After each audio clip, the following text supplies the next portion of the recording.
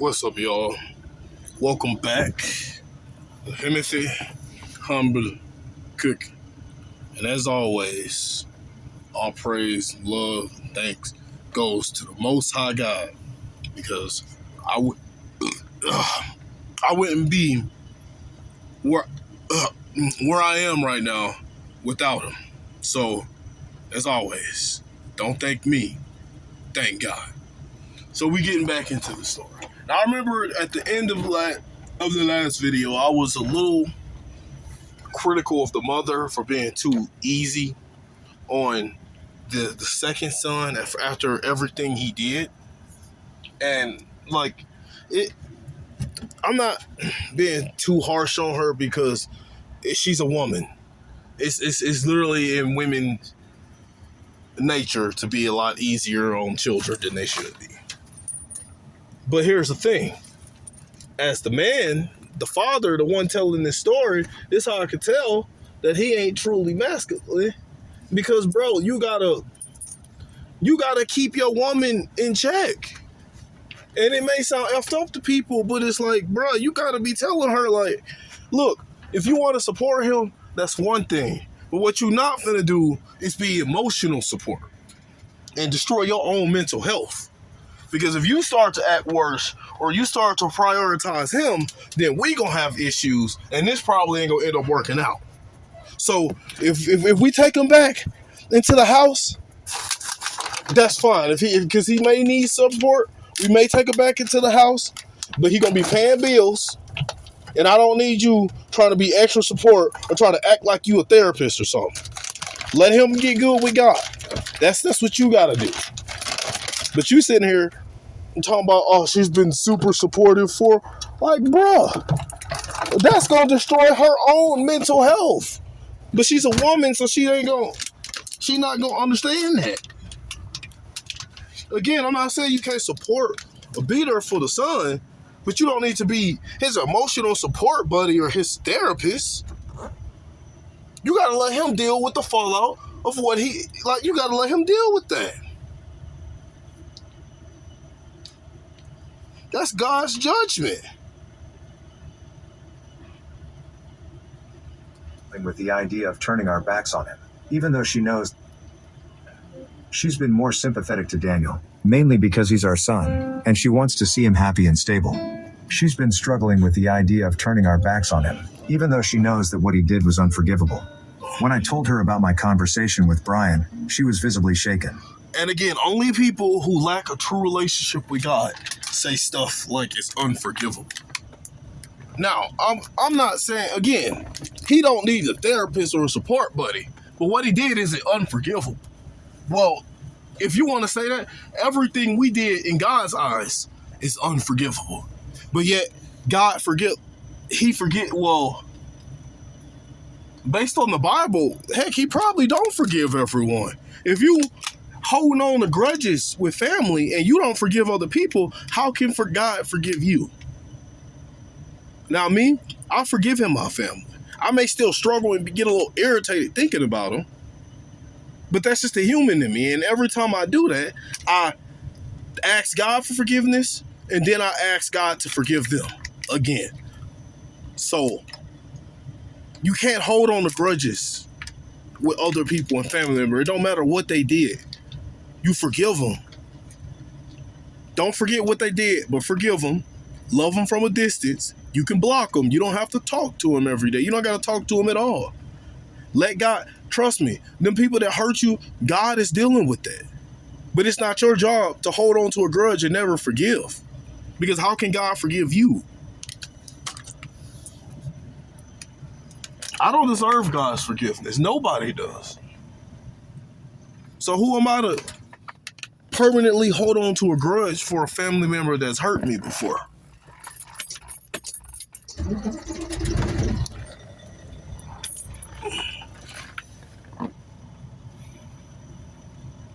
She hadn't realized just how deeply Brian was hurting. I think she had hoped that time would heal all wounds and that the family could somehow come back together. But after hearing what Brian had to say, even she's starting to see that maybe it's not the right time to try to bring the family back together. She was heartbroken, admitting that she felt like she was losing both of her sons, one to anger and resentment, the other to his own poor decisions. We both agreed that Daniel needs to take responsibility for what he's done, and that means not relying on us to fix everything for him.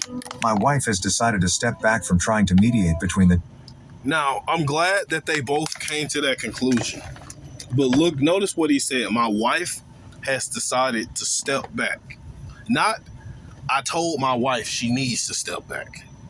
Now, again, for those of you that believe in 50-50 relationships and being a simp and worshiping your woman, you can't tell your wife anything. But if you got a woman that is a help me, as women are supposed to be, then, and if you know you're a good, God-fearing, strong, masculine man, then you need to tell your woman, you can't force her to do anything, but you tell her what she should do. And if she doesn't listen, then she can end up being single. That's all it is. So if she wanted to keep mending the family, he would have allowed it. Even though he knew it wasn't a smart move. Brothers. She realized that her attempts to smooth things over might be doing more harm than good. We've both agreed that Daniel needs to figure this out on his own, that he needs to understand the gravity of his actions and the impact they've had on everyone around him. We've told him that while we love him, we can't make things right for him. He needs to face the consequences of his actions and start making amends on his own terms. As difficult as this situation has been, the insights from the comments on my original post have been invaluable.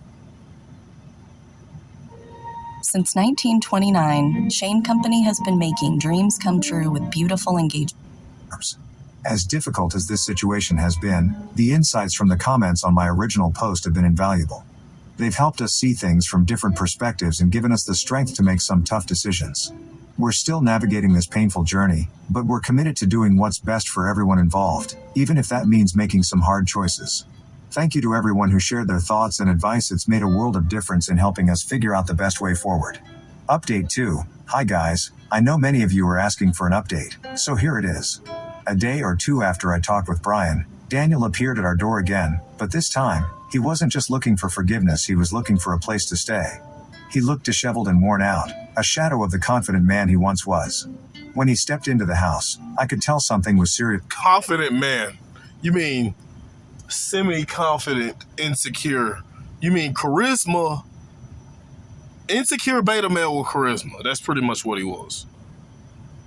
Wrong. After a moment of hesitation, he finally admitted that Emily had robbed him of all his money. She had drained his accounts and disappeared with another man, leaving him broke and unable to pay his rent. And then had the audacity to tell the older brother that her and Daniel were meant to be. This why, bro, what I tell y'all.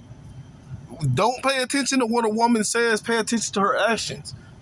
If y'all were meant to be, then why'd you drain? It's one thing to cheat on a man and leave him. But then, not only did you cheat on this man and leave him, but you took everything he had. Again, I'm not getting on a woman for this, because again, a thought's gonna be a thought, bro. This simp, this the beta male. The beta male, he had all this coming, he deserved all this. God's judgment is on him right now.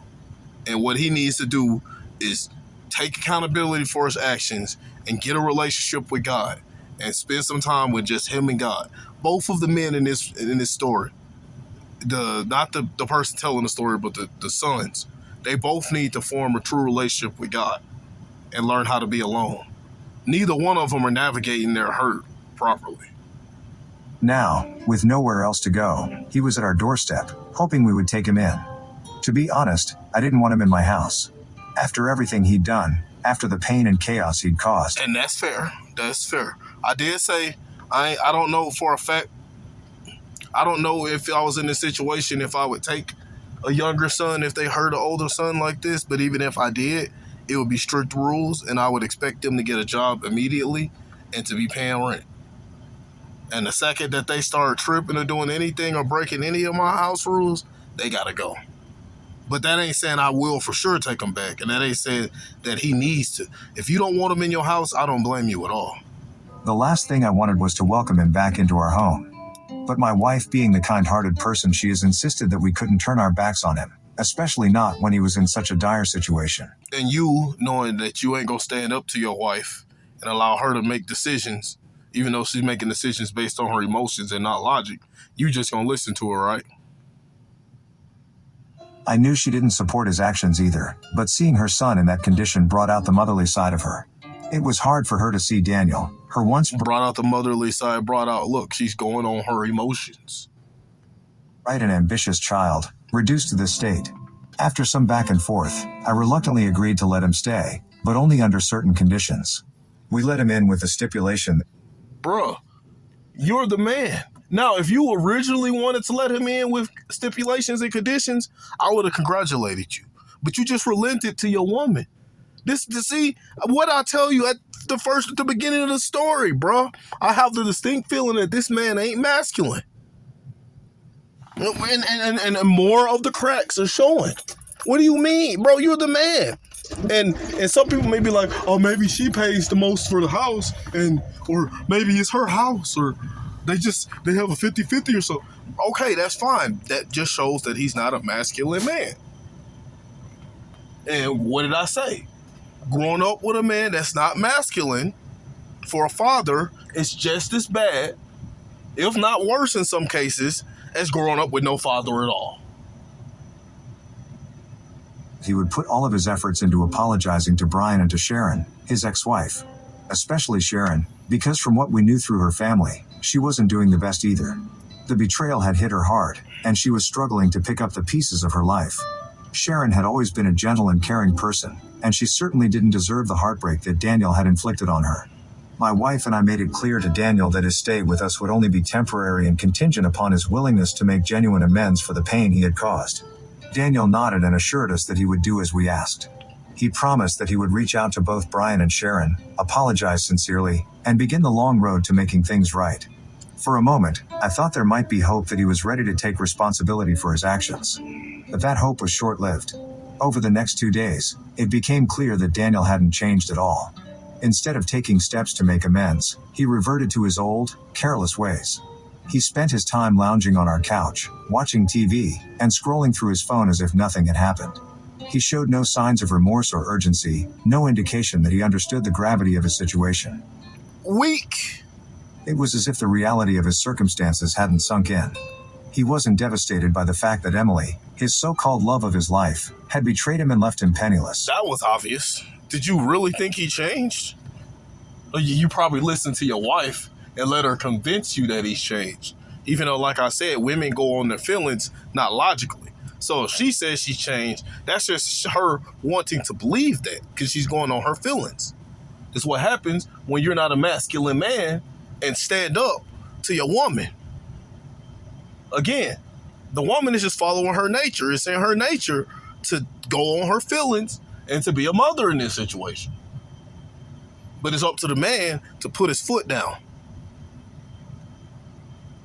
Instead, he seemed almost indifferent, as though he was simply waiting for the next opportunity to come along. My wife and I watched in growing frustration as Daniel wasted the little time we had given him. He made no effort to contact Brian or Sharon, no attempt to fix the mess he had created. It was becoming painfully obvious that we had made a mistake in letting him stay with us. Daniel wasn't interested in making amends, he was simply looking for a place to crash while he figured out his next move. I couldn't take it anymore. And another thing I noticed earlier, you said put every effort into reconciliation. No, you should have told that man to put every effort into reconciliation with God. And then secondly, giving a genuine apology to his ex and his brother. But again, in this family, God clearly isn't a priority in this family. You can tell. God hasn't been brought up one time in this story. Confronted Daniel and told him that we had expected more from him. This is what happens. This is the dysfunction that happens in families when God isn't a priority. And I don't mean God in a priority and you go to church every day, every Sunday, but you still sin and then do stuff that you know you ain't for throughout the week. I mean a true relationship with God, like you know God. I know God. I don't just believe in God. A lot of people just believe in God. There's a huge difference between that.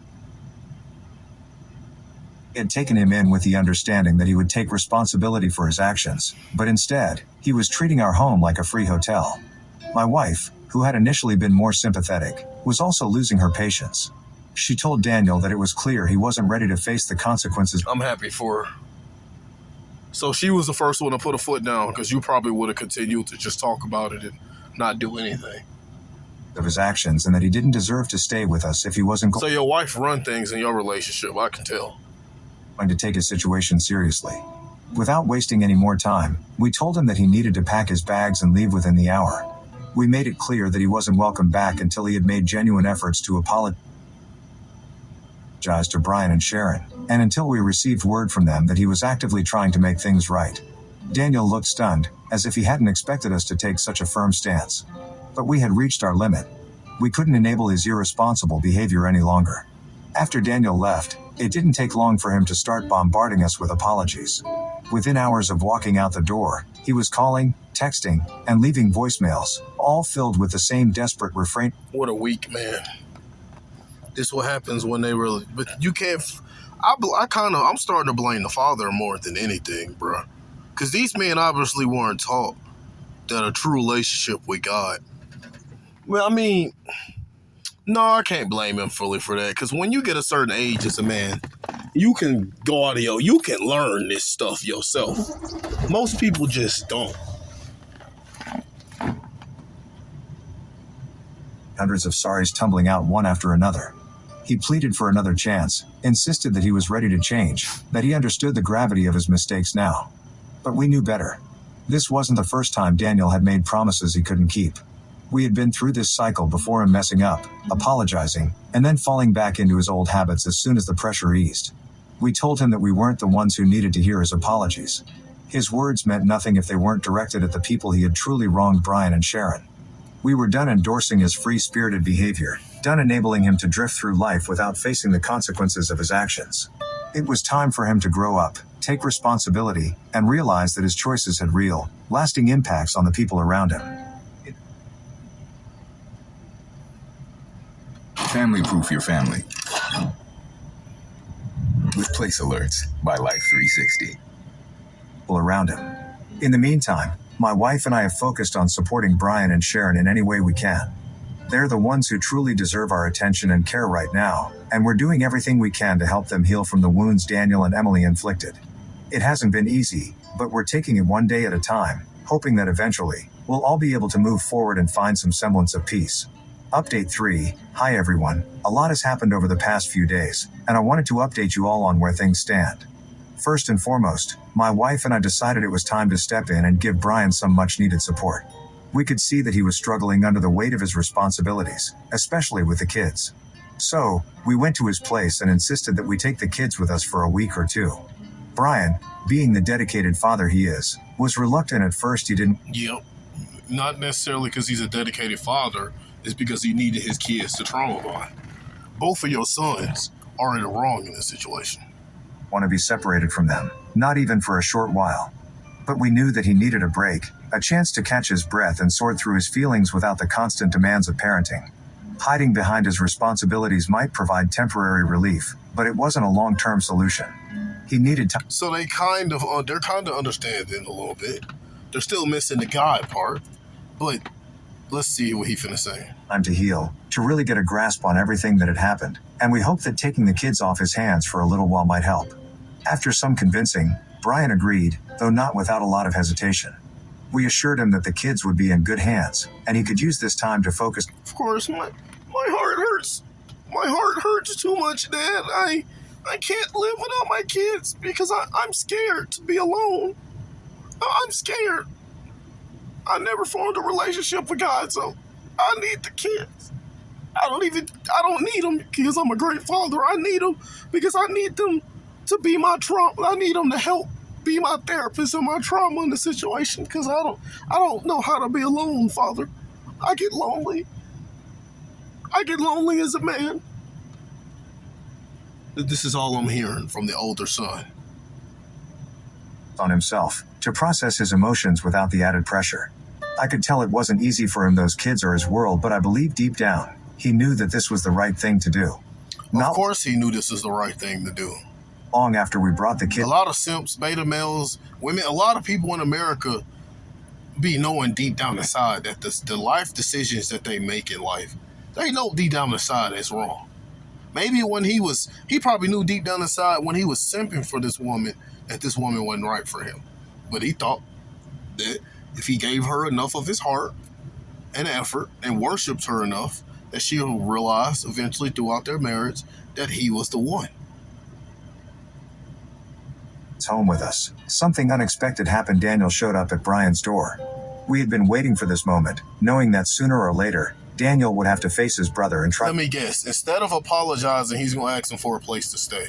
He's going to give him a half-hearted apology and tell him I need a place to stay. To make amends. But when it finally happened, it was anything but smooth. Brian's initial reaction was pure anger. Seeing the brother who had betrayed him, who had destroyed his marriage and his trust, standing there on his doorstep was more than he could handle. They almost got into a physical altercation right then and there, and I won't lie, things got heated. But something surprising happened. For the first time, Daniel didn't try to talk his way out of it, didn't try to justify what he had done, or made excuses. Instead, he showed genuine remorse. He stood there and... Oh, shoot. Hold on, I may be wrong. He may actually be growing a little bit of testosterone. The younger brother. Took it, letting Brian vent his anger, and when he finally spoke, he admitted that he deserved whatever punishment Brian had in mind for him. Oh, shoot. Okay, he's growing a little bit of testosterone. Here we go. He didn't ask for forgiveness. He just acknowledged that he had messed up, in a way we hadn't seen from him before. That was when things started to shift. Instead of throwing Daniel out, Brian, after a long and tense argument, agreed to have a civil discussion. It was during that conversation that Daniel finally opened up about everything that had happened since Emily had left him. He told Brian about how she had taken all of his money and then vanished, leaving him with nothing. He was completely broke, with no way to support himself, and he didn't know where to turn. Brian was conflicted, but he decided that he would help Daniel in this matter and suggested they meet the next day at our house. The following day... So it's like, kind of like he was kind of sorry, but at the same time, he really... The main motivation behind this was probably the fact that he needed someone to help take care of him. So it's like halfway. Hey, my wife and I were surprised but relieved to see both of our sons in our home at the same time, especially after everything that had happened. It gave us a small glimmer of hope that perhaps something had shifted in the right direction. Despite everything, Brian still cared about his brother, and hearing how Emily had scammed Daniel didn't sit well with him, even though Daniel had done the same to him. There was a moment where I thought Brian might just walk away, but instead, he did something unexpected. Remember I mentioned that Emily had been reaching out to Brian, trying to make amends? Well, Brian decided to use that to his advantage. He knew that Emily still thought she had some kind of hold on him, that she could somehow weasel her way back into his life. So, Brian called her. Oh, shoot. He about to get, Emily about to face him. I mean, when you're a woman like this, she obviously, she's hurt and dead inside. She don't even love herself. So, women like this, another reason I don't be too harsh on them is when women live like this, I already know deep down inside they facing judgment for a lot of stuff they do. So even whatever Brian is about to do to her, I mean, she gonna be hurting whether he does this or not. She's obviously hurting. Emily picked up right away, probably thinking this was her chance to smooth things over with him. But Brian didn't waste any time on pleasantries. He got straight to the point and told Emily that he was there with Daniel and that if she didn't return all the money she had taken within the next 2 days, they were going to the police and pressing charges for theft. Emily's response was instant. She started stuttering, trying to backtrack and apologize, but Brian wasn't having any of it. He made it clear that her apologies meant nothing to him, that she had already caused enough damage, and this was her one and only warning. If she didn't return the money, she would be facing serious legal consequences. It was a bold move. Look, I'm proud of Brian, but now he's getting too far, bro. Because this is also going to eat on his mental health doing all this extra stuff. But I get it. He wants to be a supportive brother. Look, I told you, you can forgive that person, but you don't have to do all this for him. Oof, and I could hear the determination in Brian's voice as he laid it all out for her.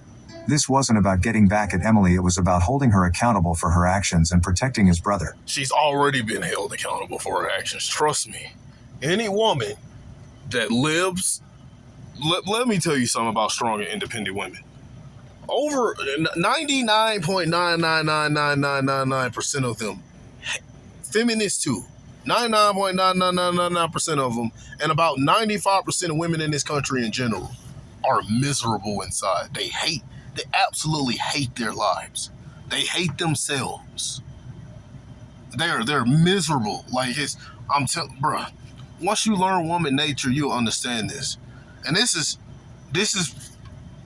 like, learning this also helped me. Not really. I was kind of already getting red pill knowledge when I learned this. But if you knew this about women, it'll be easier when women do stuff to you to just let it go. Like if a woman cheat on you, bruh, she's dead inside and she hates herself. Because any woman that truly loves herself, the only women that truly love themselves and are truly happy in life are women that embrace their femininity. And there aren't many feminine women in this country. This woman ain't feminine. She's cheated. Bro, any woman, and she's stealing and stuff, trust me, God's judgment is on this woman. Not even just the fact of the woman stuff she deals with, but God's judgment is on this woman too. Trust me, she's going through it. Especially if she's going back to a simp, oh, she's really going through it. She's definitely going through it, bro. Yeah, all that money, what's all that? That money ain't finna do nothing for happiness. Yeah, it's gonna be good for dopamine, but what is that money finna do for peace? So he didn't really have to do all this. Trust me, this woman was already facing judgment and karma for her actions.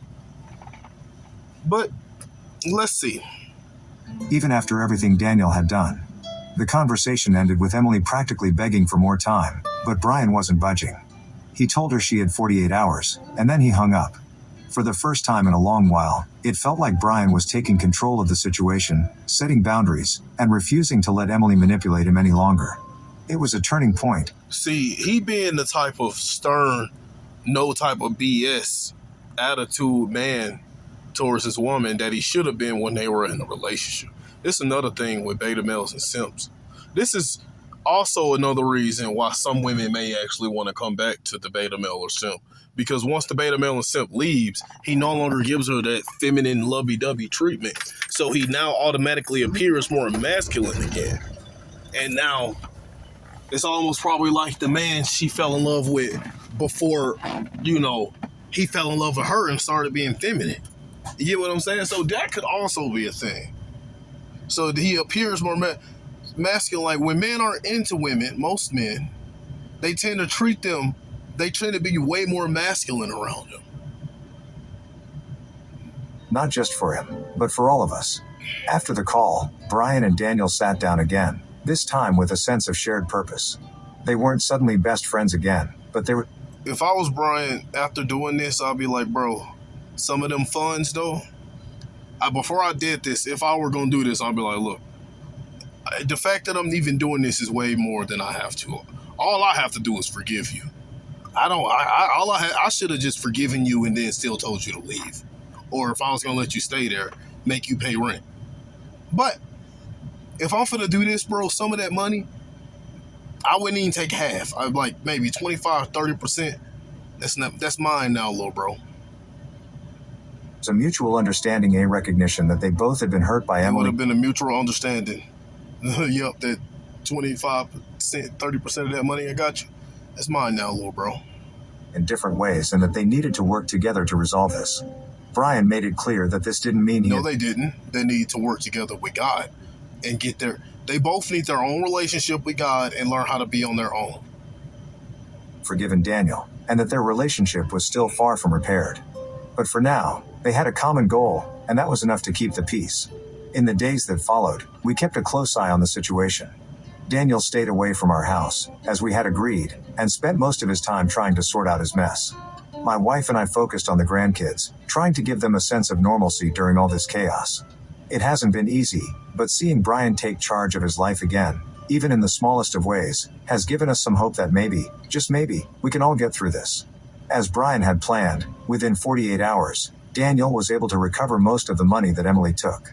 It wasn't the full amount, but it was enough to bring a sense of relief to everyone involved. Daniel was visibly emotional, tears streaming down his face as he thanked Brian repeatedly for his help. He expressed his gratitude, acknowledging that he didn't expect Brian to forgive him right away but promised to put in significant effort. You see how ignorant people are in this country? Like, people don't even know the true meaning of forgiveness.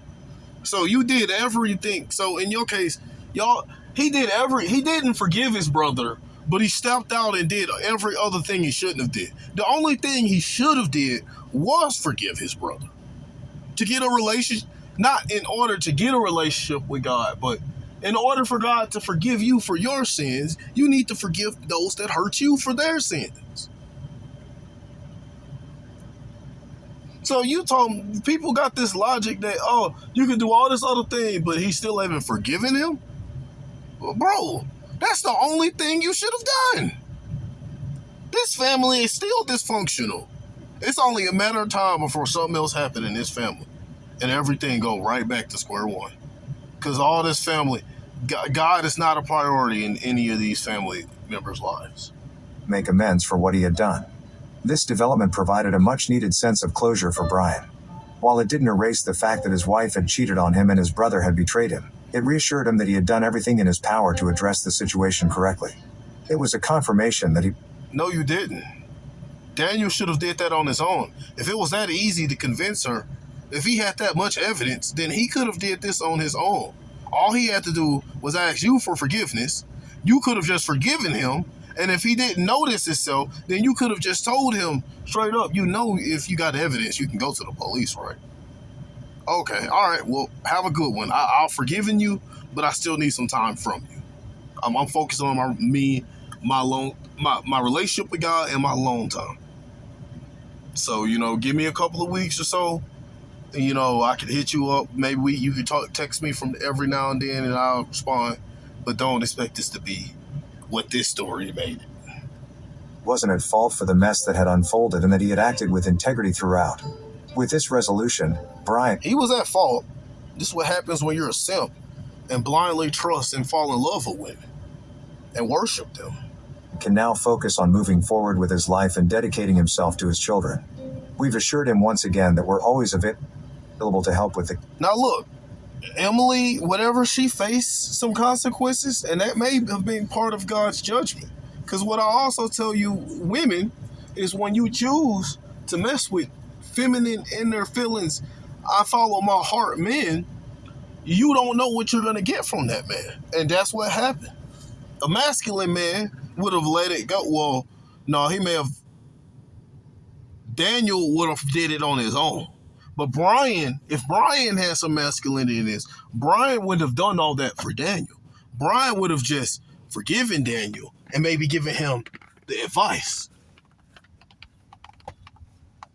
So honestly, stealing money from either man is dangerous. But, God, this is probably part of God's judgment because God knew that these men would probably end up doing this.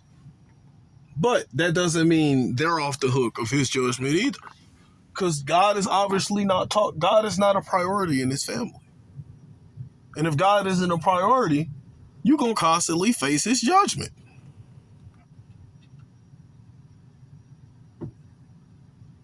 Kids, and that he doesn't have to bear the burden alone. This support is crucial for him as he begins to... And look, God's a priority in my life, but that don't mean my life is any easier either. I have way more peace. I'm happier. But, I still go through stuff. I still deal with my own things. God still punished me for stuff. I ain't perfect. But I'm still going to prioritize God and talk about God. If I told a story like this, God would be the primary source in this story. Rebuild his life and find a new sense of normalcy. While there is still some uncertainty about how things will fully resolve with Emily, we are hopeful that this step toward recovery will help Brian find the peace he needs. For now, we are taking it one day at a time, committed to supporting Brian and ensuring that our family stays united through these challenging... Yeah, I'm done with this story. Y'all have a blessed day.